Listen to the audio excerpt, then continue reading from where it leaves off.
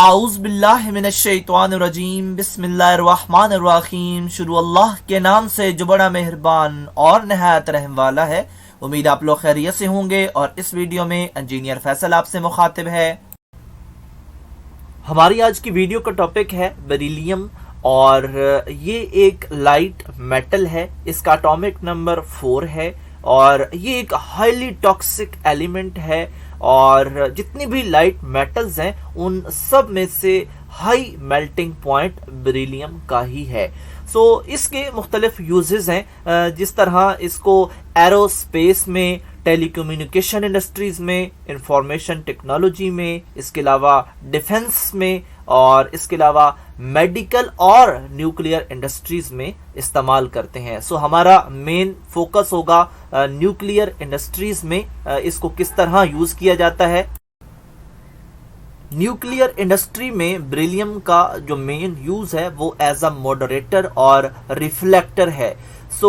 जो इसका एक अलॉय है बेराइल, इसको यूज किया जाता है इस न्यूक्लियर इंडस्ट्री में और इस बेराइल की जो कंपोजिशन है उसमें 3BeO, Al2O3 और 6SiO2 शामिल हैं।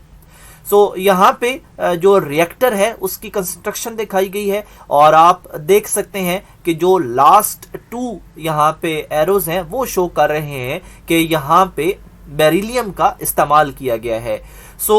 इसको न्यूक्लियर रिएक्टर में मोस्टली इस्तेमाल किया जाता है। और रिफ्लेक्टर का ऊपर जिक्र हुआ है। रिफ्लेक्टर क्या चीज़ है? रिफ्लेक्टर ये है कि जो उस न्यूक्लियर रिएक्शन के अंदर न्यूट्रॉन पैदा होते हैं उनको दोबारा वो रिफ्लेक्ट करके वापस रिएक्शन में भेज देता है। यानी जब वो न्यूट्रॉन उसकी सरफेस से आके टकराते हैं तो उनको वो वापस रिफ्लेक्ट कर देता है उसके कोर में, जहाँ पे केमिकल रिएक्शन हो रहा होता है। तो इस तरह ये रोल प्ले करते हैं एज अ रिफ्लेक्टर का।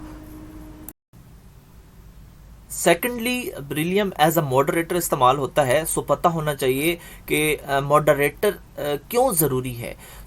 मॉडरेटर जो है वो इसलिए ज़रूरी है क्योंकि जो न्यूक्लियर रिएक्टर के कोर के अंदर केमिकल रिएक्शन हो रहा होता है उसके दौरान न्यूट्रॉन्स डेवलप हो रहे होते हैं और उनकी डेवलपमेंट के बाद उनकी वेलोसिटी इतनी ज़्यादा होती है कि वो जो मज़ीद आगे एक चेन रिएक्शन चलना होता है उसमें वो फुली जो है वो इन्वॉल्व नहीं हो पाते। जो मॉडरेटर है उसके ज़रिए उनकी वेलोसिटी को डिक्रीज़ किया जाता है ताकि वो एक एफिशिएंट रोल प्ले कर सकें, वो एक केमिकल रिएक्शन में हिस्सा ले सकें और जो केमिकल रिएक्शन है उसकी चेन जो है उसके अंदर वो इन्वॉल्व हो सकें। इसलिए बेरिलियम को ऐसा मॉडरेटर भी इस्तेमाल किया जाता है।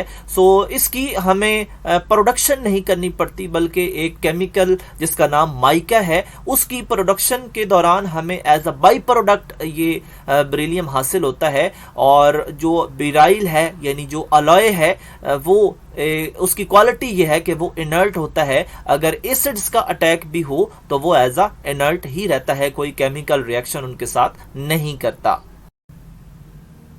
यूजेस ऑफ बेरिलियम हम ऑलरेडी डिस्कस कर चुके हैं कि इसको एज अ मॉडरेटर और रिफ्लेक्टर इस्तेमाल किया जाता है और इसकी वजह यह है कि इसका लो एटॉमिक मास है।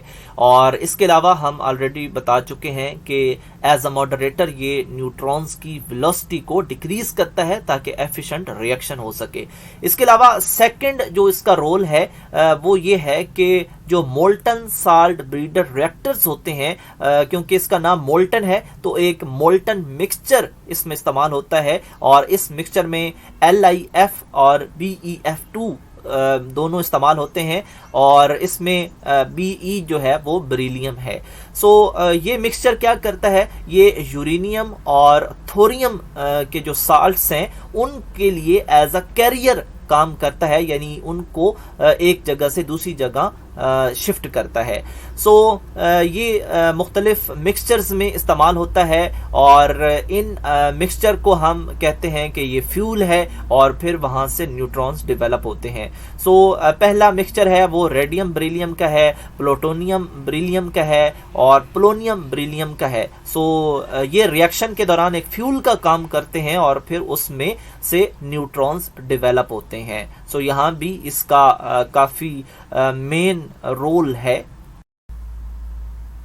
ड्रॉबैक्स ऑफ बेरिलियम, बेरिलियम को अगर हम सिंथेटिकली तैयार करना चाहें तो उसकी तैयारी काफ़ी कॉस्टली पड़ेगी। सो हाई प्रोडक्शन कॉस्ट होगी इसकी तैयारी की।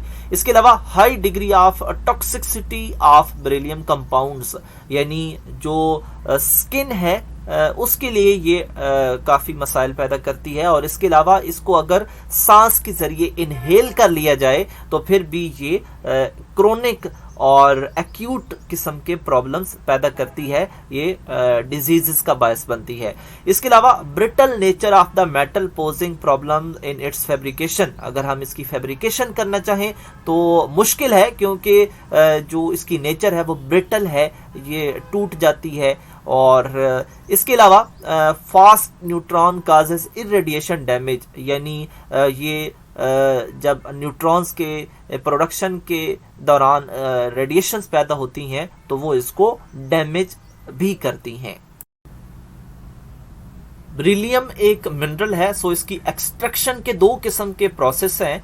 एक को हम सल्फेट प्रोसेस कहते हैं और दूसरे को फ्लोराइड प्रोसेस कहते हैं। बेरिलियम हमें एक एज अ बाई प्रोडक्ट हासिल हो जाता है, यानी जब माइका की प्रोडक्शन होती है तो उसके नतीजे में हमें बेरिलियम हासिल हो जाता है। और इसमें क्वालिटी ये होती है कि ये इनर्ट रहता है, अगर इस पे एसिड्स का अटैक भी हो तो ये इनर्ट रहता है, कोई केमिकल रिएक्शन नहीं करता।